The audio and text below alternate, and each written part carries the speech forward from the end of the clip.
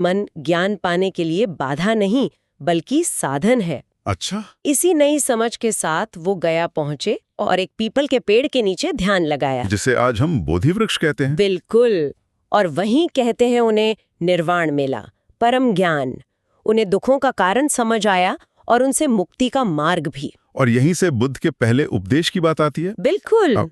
वो अष्टांगिक मार्ग। हाँ, 8-fold पाथ। स्रोत उसके मुख्य बिंदुओं का जिक्र करता है सही समझ, सही इरादे, सही बोली, सही कर्म, सही जीविका, सही कोशिश, सही सोच और सही एकाग्रता। ये 8 चीजें। ये सुनने में तो नियम जैसे लगते हैं। नियम से ज्यादा ये एक तरह से मन को ट्रेन करने का, जीने का एक तरीका है।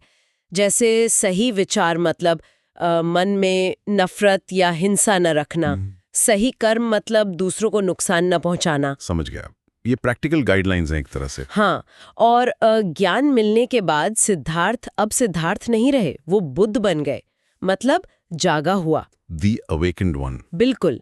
और फिर अगले कई साल, शायद 40-45 साल, उन्होंने घूम घूम कर अपनी शिक्षाओं का प्रसार किया। स्रोत कुछ उदाहरण देता है इस बारे में? हाँ, जैसे उन्होंने एक राजा को समझाया कि पशु बलि ठीक नहीं है, और वो अंगुलीमाल डाकू वाली कहानी भी है। हाँ, वो उंगलियों की माला पहनने वाला खूंखार डाकू।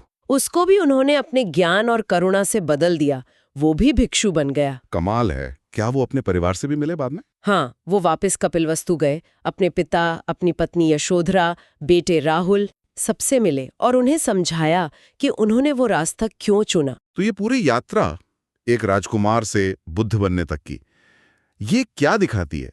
यही कि कैसे एक इंसान जिसके पास दुनिया की हर खुशी थी, सब कुछ छोड़कर सच की तलाश में निकला, और उस तलाश ने न सिर्फ उसे बदला बल्कि दुनिया को एक नया धर्म, एक नया दर्शन दिया, बौद्ध धर्म।